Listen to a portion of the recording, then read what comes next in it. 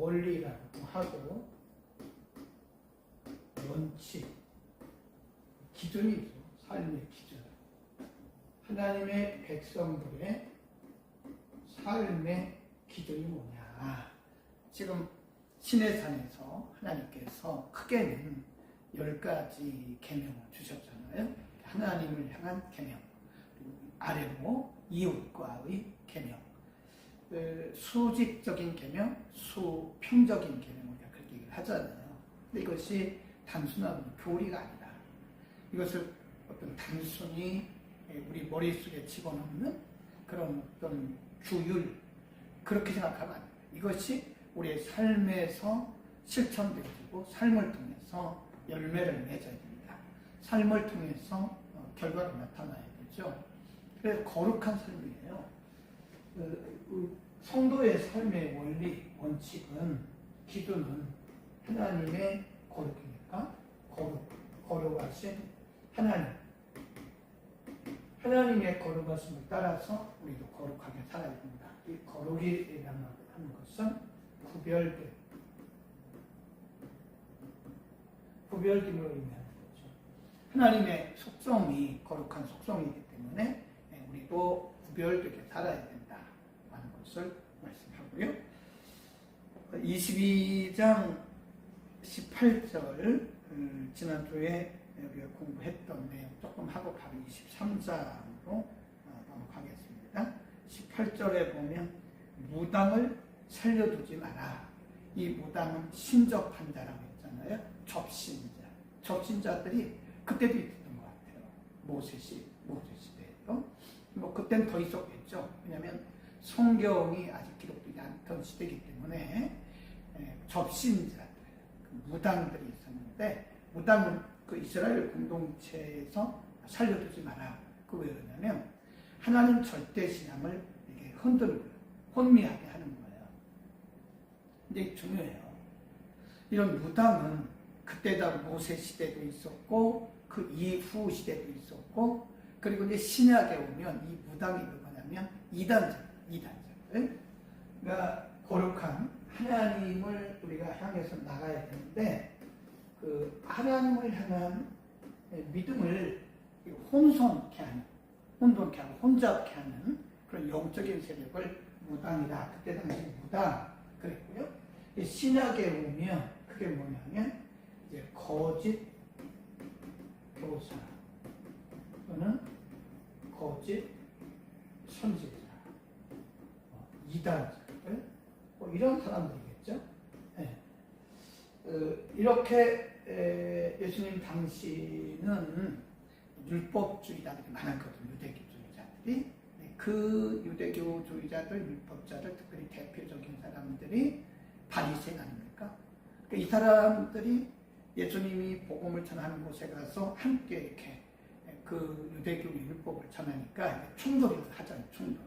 그러니까 순수한 그리스도의 복음이 유대교인들이 전하는 그 유대교의 율법과 이렇게 충돌을 하면서 예수님은 그걸 뭐라고 했냐면, 뭐라고 했죠? 유대인들의 그 거짓 교리, 이거를 우리가 흔히 말하는 부풀리는 게 뭐죠? 밀가루 속에 들어가서 부풀게 하는 이스트, 누룩.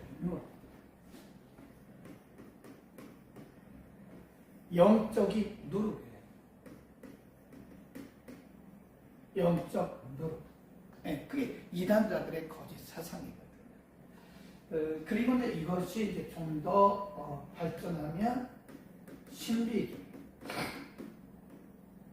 우리가 교회사를 보면요, 이제 12세기, 13세기, 14세기 이때는 이제 캐톨릭이라고 하는 단일 하나밖에 없어요. 종교 하나밖에 없었잖아요. 기독교.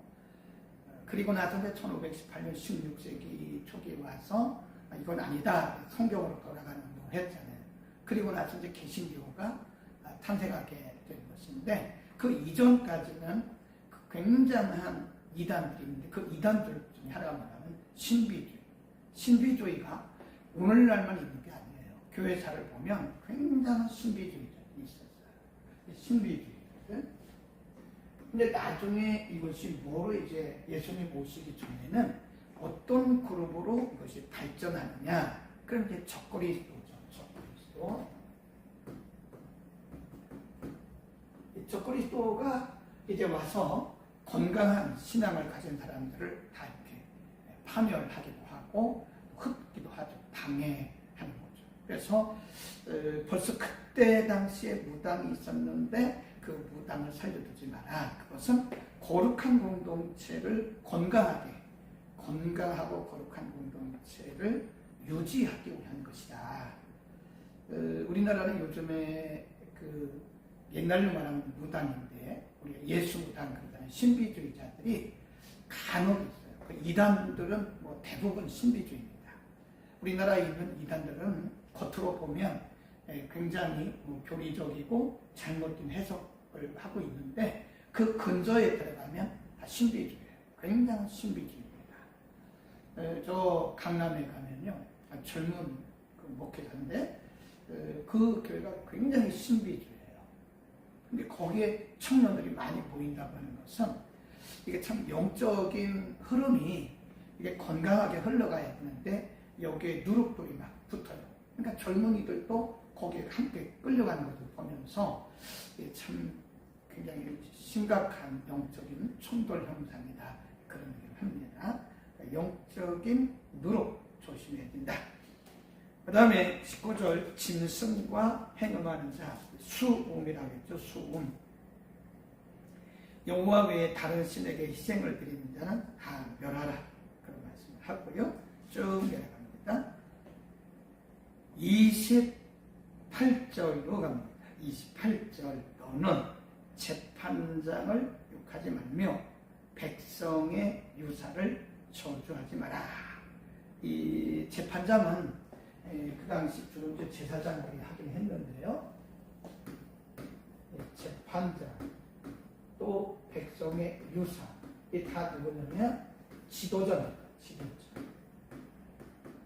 그 당시에 하나님께서 이제 그 이전에 우리가 공부를 하긴 했지만 하나님께서 그 말씀을 해주셨어요. 그래서 물론 이제 이드로라고 하는 모세의 장인을 통해서 말씀을 해주시긴 했는데 그래서 모세 혼자 백성들을 다 지도할 수가 없으니까 모세의 장인 이드로를 통해서 오늘날 말하면 팁이죠. 인사이트, 통찰력을 주셨어요. 그래서 천부장, 뭐 100부장, 50부장, 10부장 이게 백성들의 유사거든요. 유사, 지도자. 중간 지도자들. 중간에서 전달하는 이 전달자들을 의미합니다. 그러니까 오늘날로 말한다면 교회 안에 오늘날로 말하면 중직자를 의미합니다. 중직자. 중간 지도층. 재판장은 그 당시 하나님을 대리하는 자들이 있죠. 하나님을 대신해서 백성들을 공의롭게 판단도 하고 인도하는 어른이에요. 어른. 그래서 옛날에는 이 재판장이 어른, 나이가 많아서 어른이 아니고요. 영적으로 이들의 지도자라 그런 거죠. 근데 여기 보면 28절에 보면 너는 재판장을 욕하지 말고 백성의 유사들, 그 중간 지도자들 있죠. 중간 지도자들을 저주하지 마라. 왜 이런 말씀을 했을까요? 재판장을 욕하지 마라. 이 중간 지도자인 유사들을 저주하지 마라. 이게 다르게 말해서 이 지도자에 대해서 비난하지 마라. 그런 거거든요. 모세도 보면 그리고 형 아론도 보면 그 미리암에 있었잖아요. 누이 보면 이게 가족입니다. 가족이에요. 형, 누이. 근데 보면 그 미리암이 모세를 비난하다가 또 하나님의 진노를 받았고 또 아론도 때로는 그럴 때가 있었죠. 근데 아론은 그걸 구체적으로 많이 그렇게 모세를 비난하진 않았어요. 근데 그 주변에 보면 이 모세를 비난했던 사람들이 큰 하나님의 뭘 당했어요? 징벌을 받았죠. 징벌. 그 왜 그럴까? 거기 보면 뭐 고라 일당, 뭐 다단 이런 사람들이 담을 지었어요. 네. 그 그룹이 이 다단, 고라 일당 이 사람들이 어떻게 말하면 모세 다음으로 있는 지도자들이거든요. 중간 지도자들인데 이 사람들이 뭘 지었어요? 당을 지었다니까요. 당을 그룹을 형성해가지고 모세와 아론을 막 비난하니까 하나님께서 땅을 착 가르치면서 이들을 다 그냥 생매장 시키잖아요. 그거 왜 그럴까요? 모세가 완벽하지 않는데 모세도 실수가 많죠. 뭐 사람이 화도 내고 분노하고 막 이러잖아요. 혈기도 내고.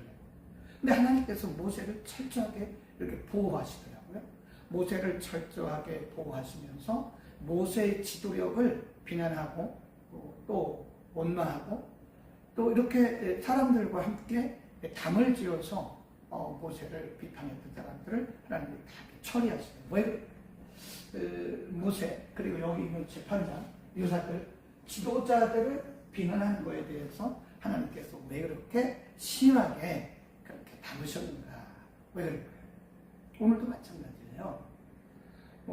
현대는 구약과 같은 그렇게 강력한 하나님의 침노가 임하는 건 아니지만 교회 공동체 안에서도 지도자들을 비난하고 원망하고 비판하는 것은 이때와 비슷한 거예요. 왜 그럴까요? 지도자들이 영적 지도자들이 무슨 완벽한가요? 그렇지 않죠. 인간의 눈으로 볼 때 실수도 많고 험도 많죠. 다 같은 인간인데 성정이 똑같은데요. 그런데 하나님은 모세를 그렇게 보호하시고 모세를 원망하고 비난했던 그것들을 하나님 다 징벌하셨던 것처럼 신약에서는 그 정도는 아니죠. 그러나 하나님은 그런 정신을 가지고 오늘날도 교회 지도자들을 보호하고 계십니다. 우리가 요한계시록 1장에 보면요. 사도 요한이 반모선에서 계시 환상을 봤어요. 네. 7 금초대가 이렇게 서 있고요. 그 다음에 금초대 사이에 인자 같은 이가 서 계셔요. 그리고 이 금초대를 붙드시는 우리 잠깐 보자고요. 요한계시록 1장으로 갑니다. 다 아는 말씀이지만 한 번 더 확인하고 넘어가겠습니다. 1장 요한계시록 1장입니다. 12절 13절 요한계시록 1장 12절 13절 몸을 12절입니다. 몸을 돌이켜 나더러 말하는 음성을 알아보려고 하여 돌이킬 때 1급 금촛대를 보았는데 촛대 사이에 인자 같은 이가 발에 끌리는 옷을 입고 가슴에 띠를 띠고 그 인자의 모습이에요. 16절 보세요. 오른손에 7별이 있더라. 오른손에 7별이 있고 그 입에서 좌우에 날선검이 나오고 그 얼굴은 해가 힘있게 비치는 것 같더라. 그런 말씀이세요. 그리고 20절로 갑니다. 내 본 것은 내 오른손에 7별의 비밀과 7 금초대 7별은 7 교회의 사자라. 7 교회의 사자예요. 7 금초대는 7 교회라 그랬습니다.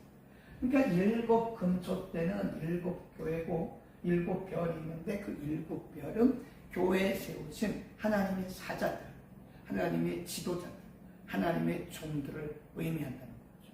하나님의 종들은 하나님께서 붙들고 계세요. 붙들고 계십니다. 왜 그럴까요?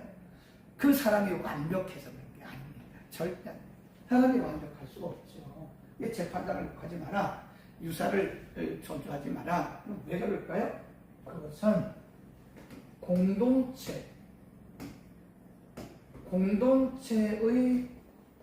건강과 유익을 위한 것입니다. 이 권위라고 하는 것은 하나님께서 위임하십니다.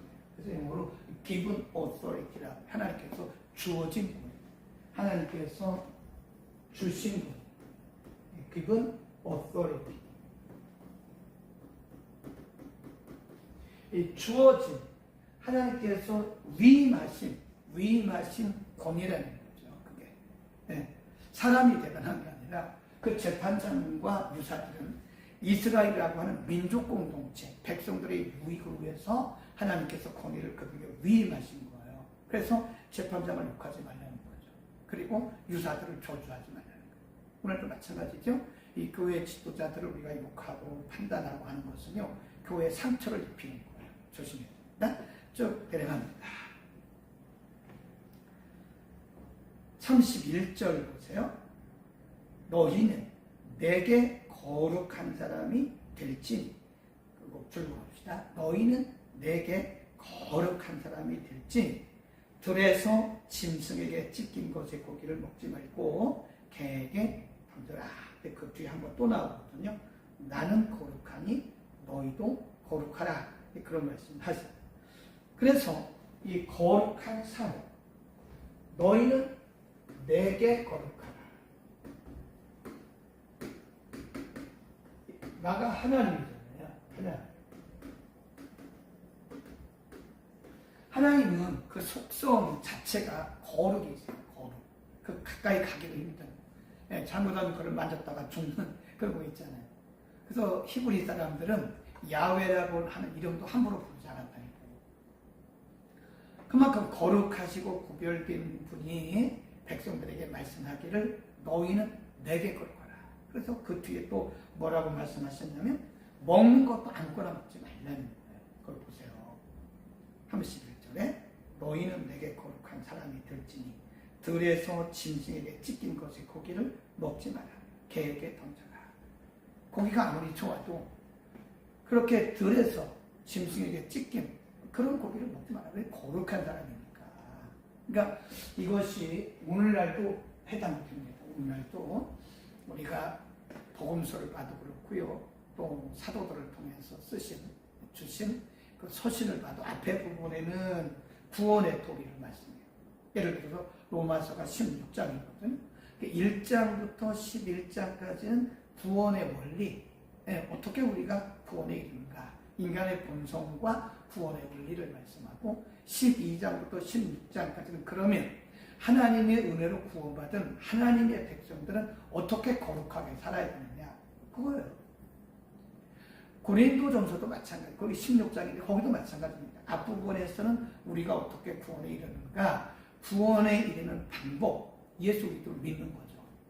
그리고 나서 예수를 믿어서 구원받은 하나님의 백성들은 어떻게 살아야 되느냐. 그래서 보면 신약에서도 거룩한 삶의 원리를 굉장히 강조해요. 구별된 삶. 네. 구약이나 신약이랑 똑같습니다. 그래서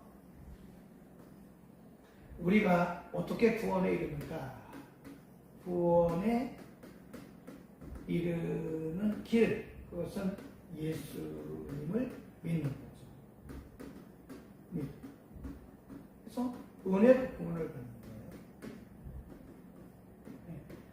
예수 그리스도를 믿음으로 말미암아 그 믿음을 보시고 하나님의 은혜로 구원을 받은 거잖아요. 그러면 은혜로 구원받은 우리들이 막 살아서 되는가? 아무거나 먹고 아무거나 입고 아무 말이나 하고, 그건 아니라는 거죠. 그래서 로마서에 보면 1장부터 11장까지는 구원에 이르는 길에 대해서 말씀해요. 하나님의 은혜에 대해서.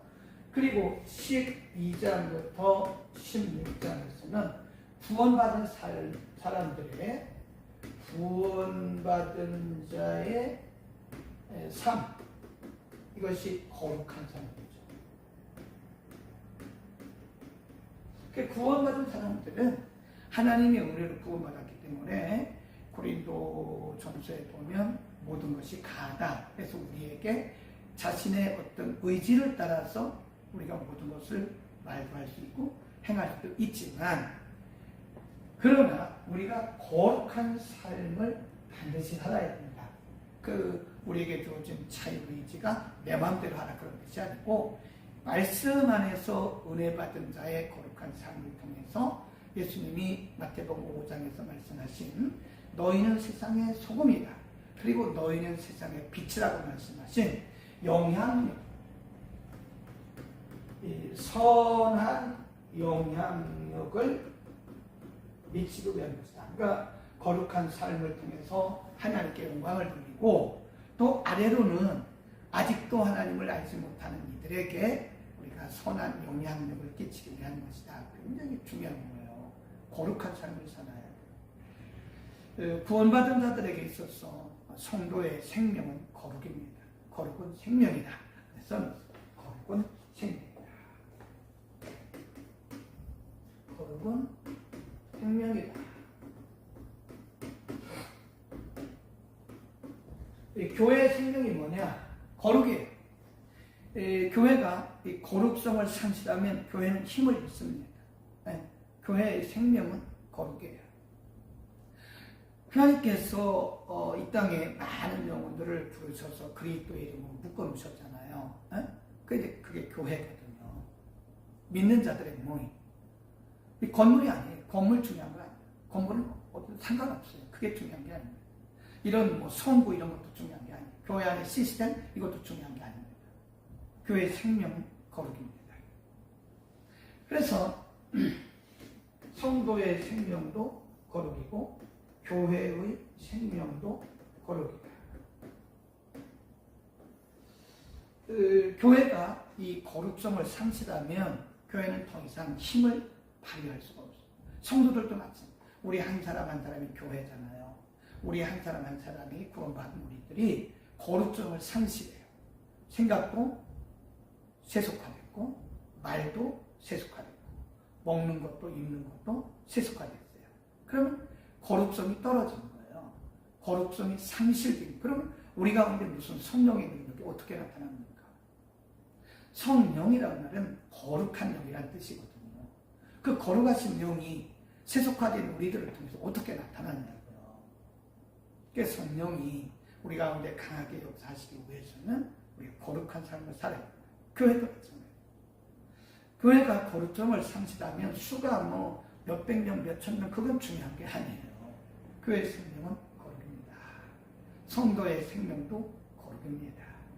이 거룩을 깨는 성도의 생명이 거룩이고 또 교회의 생명도 거룩인데 이 거룩을 깨는 사단의 전략이 있어요. 그게 뭐냐? 이 거룩함을 깨는 사단의 전략. 이 거룩을 깨뜨립니다. 거룩을 깨는 파괴. 개인이나 교회의 거룩을 파괴하는 사탄의 전략이 있습니다. 사탄의 전략이 뭘까요? 우리가 거룩해야 성령이 역사하시고 우리가 거룩해야 선한 영향력을 끼칠 수 있는데 사탄은 우리를 자꾸 세속화해요. 세상과 똑같이 꼭 창세기 6장, 7장, 8장, 9장에 보면 노아 시대에 대한 얘기가 나오잖아요. 노아 시대를 성경이 뭐라고 했냐면 사람들이 자기가 좋아하는 여자를 택해서 그냥 자기의 사람 결혼을 하는 거죠. 자기주의죠. 이기주의죠. 그리고 사람들이 육화되고 구별되어야 되는데 사람들이 세속화, 육화되는 그래서 하나님께서 창세기 6장에 보면 그 노아 시대를 말씀하면서 하나님은 사람 지으심을 한탄하셨다. 이는 저희가 사람이 됨이니라. 사람이란 말은 육화됐다. 하나님의 거룩한 성품을 입고 하나님을 영화롭게 하는 것이 아니라 이제는 여부 상관없어요. 하나님과 차단하는 거예요. 그래서 먹고 마시고 노아 시대 먹고 마시고 시기하고 장가가고 하나님과 상관없는 일들을 하는 그게 육화된 거예요. 그것이 오늘날 사단이 사용하는 전략 중에 하나가 뭐냐면 바로 그거예요. 세속화. 사단은 우리의 거룩성을 파괴하기 위해서 세속화합니다. 자꾸. 성도들이 힘이 없어요. 영적 능력이 별로 없으니까. 왜 그럴까? 구별되지 않기 때문에 그래요. 그냥 믿지 않는 사람들이 먹는 거 같이 먹고 마셔요. 생각도 비슷해요. 살아가는 방법도 비슷합니다. 구별돼야 되거든요. 구원받은 성도들은 먹는 것도 마시는 것도 입는 것도 생각하는 것도 가치관도 삶의 방향성도 구별이 돼요. 그런데 구별되지가 않아요. 그게 세속화예요. 사단이 우리를 싹 그것을 세속하면 돼. 그러면 나도 모르는 가운데 영역이 점점 파괴됩니다. 영역이 없어요. 우리는 기도하는 사람들이잖아요. 우리는 말씀대로 사는 사람들이잖아요. 우리는 거룩하게 구별되어야 하는 사람들이잖아요. 그런데 사단이 우리 속에 점점 이 세상의 사람들, 노아시대의 사람들처럼 그렇게 우리가 그냥 동화되어 가면서 서서히 우리 속에서 영역이 상실되어가는 시기다. 교회 마찬가지죠. 사단이 교회를 힘없게 만드는 것은 교회를 자꾸 세속하는 거예요. 여러분, 우리도 모르는 가운데 세속화가 교회 안에 들어와 있어요, 지금도요. 그 말하는 것이 교회 밖에서 말하는 거 똑같아요. 다른 게 없어요. 네, 뭔가 이 교회라고 하는 거룩한 곳에서 건물을 얘기하는 게 아닙니다. 조직을 말하는 게 아니에요. 구원받은 예수 이름을 믿고 예수님의 이름을 믿고 하나님의 은혜로 구원받을 사람들이 모인 교회 안에서 생각하는 것이 교회 밖에 하고 달라야 되거든요. 똑같아요.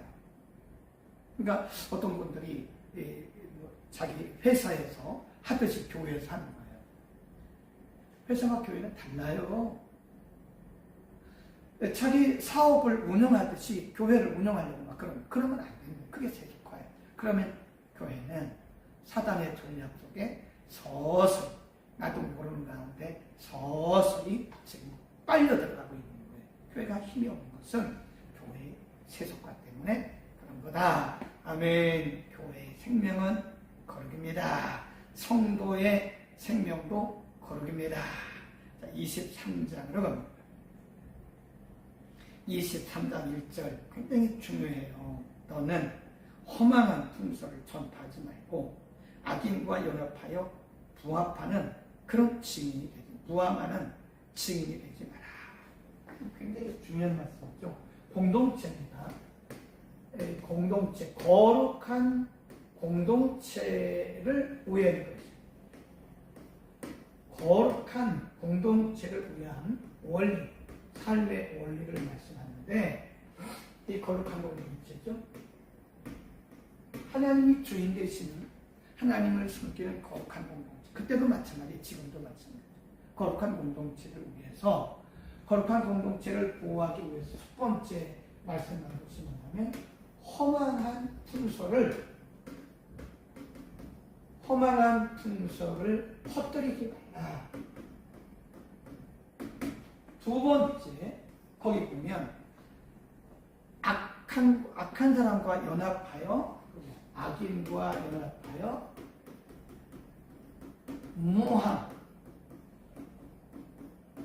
모함하는 증인이 되지 마라. 굉장히 중요해요. 공동체에서 허망한 풍설, 헛소문이죠, 헛소문. 근거 없는 이야기. 또 근거는 있어도 그게 교회에 해가 되고 다른 사람들에게 상처 같은 그런 말들이 막 떠들어요. 교회도 마찬가지고. 이 사회는 더하죠. 근데 우리가 말하는 것은 지금 거룩한 공동체 안에서 일어나는 일을 얘기하는 거잖아요. 풍설입니다. 풍설이라는 것은 헛소문이에요. 헛소문. 내가 직접 보지 않는 거. 내가 직접 눈으로 확인하지 않는 거. 그리고 내가 직접 봤다 할지라도 공동체 유익이 되지 않는 것은 절대 퍼뜨리지 말라는 거예요. 풍설을 퍼뜨리지 마라. 아멘, 아멘. 여러분 잘 들으셔야 돼요. 그런데 교회들이 참 많은 상처가 있습니다. 교회에 오면 성도들이 힘을 얻고 용기를 얻고 그래야 되는데 교회에 와서 상처받는 사람들이 많아요. 왜 그럴까요? 풍설, 헛소문. 사실일지라도 그게 유익이 되지 않으면요, 입을 봉해야 돼요. 그거 퍼뜨리면 안 됩니다. 하나님이 그것을 보게 하신 것은 기도하라고 하신 거거든요. 근데 우리는 퍼뜨리면 그거 들었어? 그랬대. 그 권사님 그랬대. 또 장로님 그랬대. 목사님 그 얘기 들었어? 목사님이 진짜 그랬대? 정말이야. 그랬대겠어, 목사님? 권사님이 그랬대겠어? 아니, 장로가 그랬대겠어? 이런 거죠. 그러니까 그런 일들이 나를 거쳐서 건너가잖아요. 그럼 그게 그대로 전달되는 게 아니에요. 우리가 옛날에 초등학교 다닐 때 말잇기 한번 했잖아요. 말잇기. 말 이어가기. 여기서 1번 애가 뭐라고 그러냐면 감히 이것대라고. 감히 이것대. 그러면 두 번째 애가 뭐라고 그러냐면 하나 더 붙여. 감히 빨갛게 이것대. 네. 그다음에 세 번째가 뭐라고 얘기하냐면 그대로 여기서 감히 이것대 했는데 2번 감히 빨갛게 이것대. 네. 3번 뭐라고 이것이 이제 조금 이제 왜곡되어 가는 거죠. 감히 빨갛게 익었는데 썩었대. 썩었대. 여기서 빨갛게 썩었대. 썩었대. 그럼 네 번째 가면 이게 뭐로 변하냐면 감이 빨갛게 익었고 썩었는데 이거는 옆집 아줌마가 그런 거래. 이렇게 전혀 근거가 아닌 말을, 근거가 없는 말을 이 사람이 한 달이 거치다 보면요 자기 생각이 거기에 들어가요. 네, 틀림없이 자기 생각이 들어가요. 자기 판단이 거기에 들어가요. 그래서 그것이 점점 부풀어져서 나중에는요 완전히 이상하게 말이 왜곡돼요. 왜곡돼요. 그런데 우리가 이제 감을 예를 들어서 그런 게 여기다 사람을 넣죠. 여기다가 사람을 넣죠. A라고 하는 사람을 넣자고요. 사실 그 말도 옮기면 안 되거든요. 하나님께서 그것을 보게 하신 것은 기도하라고 보고 하신 거죠. 그렇죠? 근데 그거를 옮기는 거예요. 옮기는데 내 생각을 덧붙여서 옮기는 거예요. 옮기고 나중에 가서는 그 사람이 완전히 그 공동체가 매장이 된 거예요. 여러분 한 사람 영적으로 죽이는 거 굉장히 쉬워요. 몇 다리만 거치면 사람 죽습니다. 영적으로 완전히 그 사람이 죄인이 되고요. 그 사회에서는 매장이 돼요. 매장. 그러니까 하나님이 그런 인간의 연약함을 아시고 인간의 악성을 아시고 풍서를 퍼뜨리지 말라는 거예요. 아멘. 여러분 절대로요. 여러분이 어떤 다른 지체들의 아니면 교회의 어떤 약점을 보셨으면 절대로 전달하지 마세요.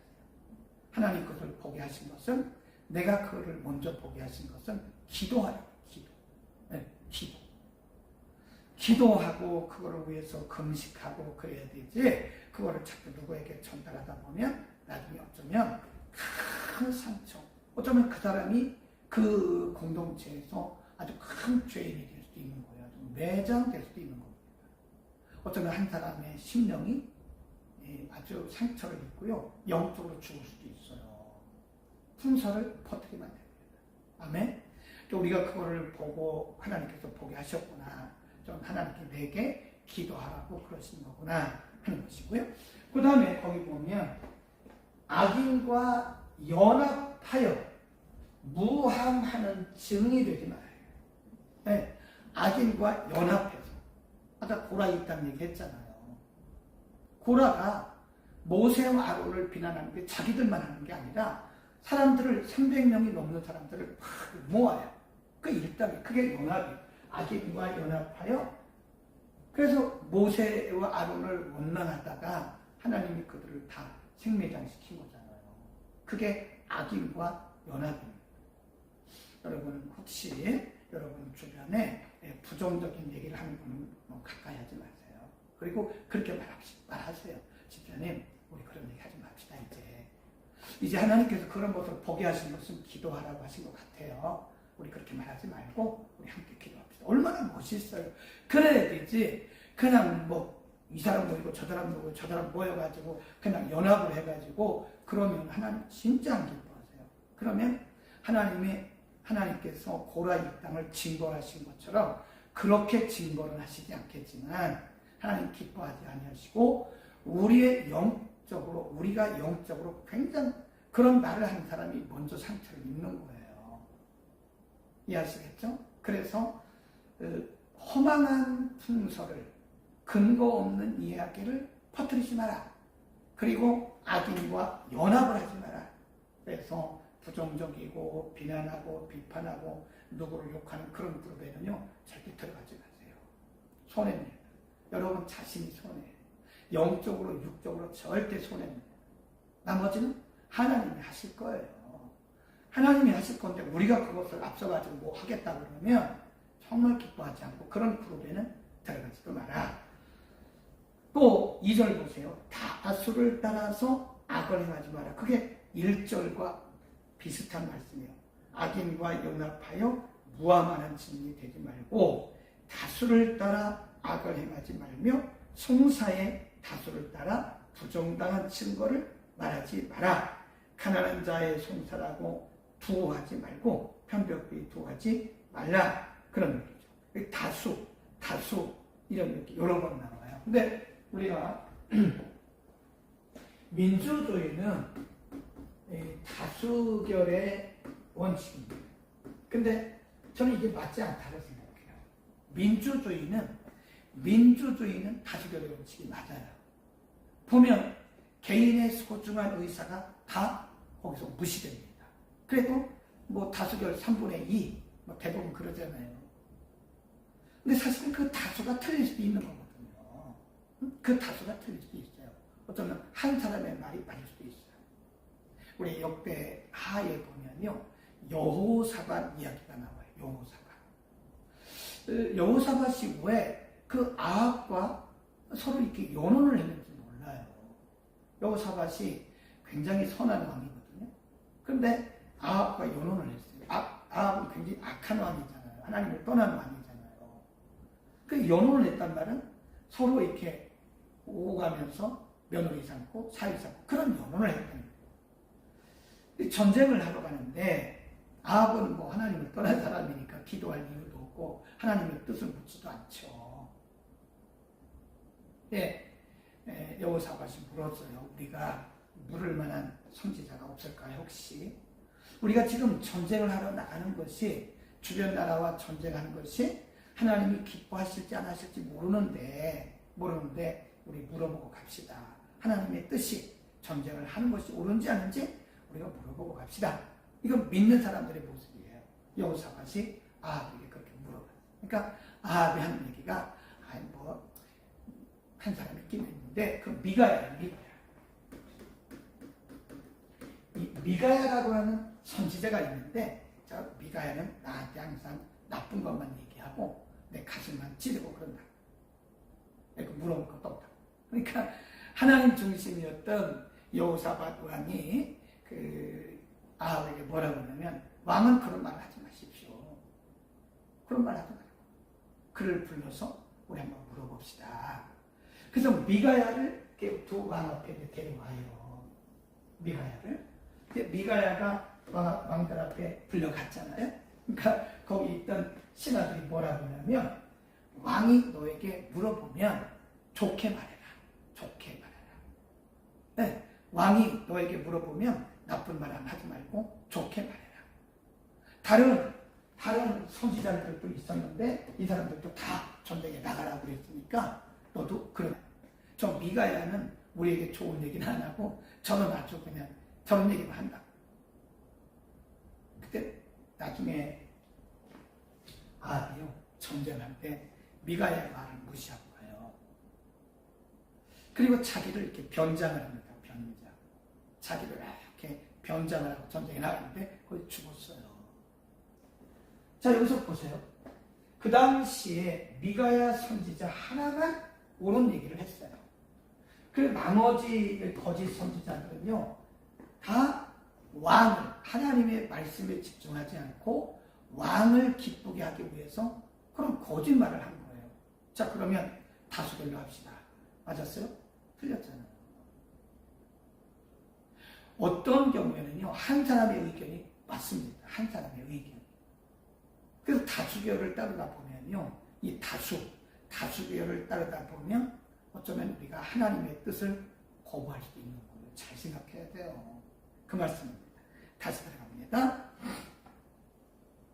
23장 2절, 3절 다수를 따라 악을 행하지 말며 송사의 다수를 따라 부정당한 증거를 하지 말며 가난한 자의 송사라고 편벽비 두어하지 말라. 그랬어요. 이게 공명정죄를 의미하는 거예요. 뭐 가난하다 그래서 더 두어하거나 또 어려운 사람이라고 해서 도둑 그렇지 말아요. 가난하든 부자든 말씀의 기준으로 해서 공평하게 하라. 그런 하나님 원하시는 것은 공평입니다. 아멘. 참 굉장히 소중한 말씀이에요. 4절 내가 만일 네 원수의 길이든 소나 나귀를 만나거든 반드시 그 사람에게로 돌려지며 내가 만일 너를 미워하는 자의 나귀가 짐을 싣고 엎드려짐을 보거든 상과 버려두지 말고 그를 도와 그 짐을 부려올지니라. 원수가 원수의 길이든 소나 나귀를 만나거든 그 사람에게 돌리고. 이게 참 굉장히 중요한 말씀입니다. 원수가 있어서도 안 되죠. 우리 믿는 사람에게 무슨 원수가 있으면 되겠습니까? 원수도 사랑하라고요. 원수의 나를 미워하는 자, 내게 해를 끼친 자의 소나 나귀가 길을 잃었다는 거예요. 그러면 찾아서 그 비록 원수이긴 하지만 그 주인에게 돌려주라는 거예요. 나귀나 소가 짐을 싣고 가다가 이렇게 넘어졌어요. 그러면 그 일으켜서 도와줘요. 누구지만 원수지만. 근데 일반적으로 악한 우리들은요, 우리 속에 악성이 있어요. 그거 봐. 나한테 잘못하면 벌 받아. 아전인 쓰죠? 네, 그거 봐. 나한테 그래서 그런 거야. 나한테 잘못하면 그런 일이 있어. 그건 뭐라 그러냐면 아전인수. 아전인수. 인수란 말은 물을 자기의 밭으로 물을 끌어낸다. 자기의 나 아자잖아요. 자기 밭으로 물을 끌어들이는 아전인수격인 해석을 너무 하지 말라는 거예요. 네, 비록 원수지만 나를 미워하고 내게 손해를 끼친 사람이지만 하나님은 그에게 긍휼을 베풀기를 원하신다. 그래서 길 잃은 소나 나귀를 잘 찾아서 그 원수에게 돌려주고 또 그 나귀나 소가 짐을 짓고 넘어졌으면 일으켜 세워서 길을 가도록 해라. 이게 하나님의 사랑의 원리다 하는 거고요. 그 다음 6절 너는 가난한 자의 송사라고 공평치 않게 하지 말고 거짓 일을 멀리하며 무지한 자와 의로운 자를 죽이지 말라. 나는 악인을 의롭게 하지 않는다. 8절 너는 뇌물을 받지 말라. 뇌물은 밝은 자의 눈을 어둡게 하고 의로운 자의 말을 굽게 하는다. 너는 이방 나그네를 압제하지 마라. 너희가 애굽 땅에서 나그네 되었었은즉 나그네의 정경을 내가 아느니라. 여기서 보면 나그네가 있잖아요. 나그네. 이 나그네는 그때로서는 외국인을 말하는데 그게 아니고 이스라엘 백성들이 애굽에서 나올 때 이스라엘 백성들이 애굽에서 나올 때 이스라엘 백성들만 나온 게 아니에요. 애굽의 무리들이 일부 함께 따라가요. 그걸 뭐라 그럴 때? 섞여 사는 무리들. 그게 누구냐? 나그네예요. 네, 나그네. 지금 이스라엘 백성들이 애굽에서 나와서 지금 계속 가고 있는 거 지금 시내산에 머물고 있잖아요. 근데 거기에 누가 있었냐면 그들을 압제했던 애굽 사람들이 같이 있는 거예요. 네, 같이 살고 있는 거예요. 그 이방 나그네들을 함부로 하지 말라는 거예요. 네, 오늘날로 말하면 이방 나그네라고 하는 것은 우리와 다른 그러니까 뭐 오늘날 우리나라에 들어와 있는 국내 거주 외국인들, 이주민, 국내 거주 이주민들, 나그네들 굉장히 많아요. 굉장히 많습니다. 지난 주일날인가 수요일날입니다. 수요일날 예배 다 끝나고 수요일에 설교 편집해서 우리 유튜브 영상에 올리고 이제 막 그러고 있는데 제가 이제 노트북을 가지고 작업을 하거든요. 작업을 하다가 이제 잠깐 이렇게 눈을 들었는데 너무 깜짝 놀랐어요. 밤에 9시 됐는데 한 사람이 이렇게 모자를 썼는데 털모자 눌렀어요. 키가 크고 뒤에 가방을 이렇게 메고 아니 그 모양실에 원탁 있잖아요. 그 의자에 딱 앉아있는 아주 놀랐습니다. 네, 아마 조금 약한 사람 같으면 경기했을 거예요. 넘어졌을 거예요. 얼마나 그 늦은 밤에 시커먼 사람이 흑인 시커먼 흑인이 키도 큰 흑인이 이 털모자를 눌러쓰고 마스크를 쓰고 그리고 시커먼 옷을 입고 가방을 이렇게 메고 딱 앉았는데 너무 놀랐어요. 잘못하면 기절하겠더라고요. 그 밤에 별 생각이 다 들죠. 순간적으로 이 사람이 아니 노크도 없이 막 들어왔네. 문을 잠궈야 되겠네. 이제 별 생각을 다 하는 거죠. 뭐 그렇다고 문을 잠그는 건 아니지만 놀랐어요. 이렇게 보니까 늘 오는 사람 하나 있어요. 주일날도 아무 때나 와요.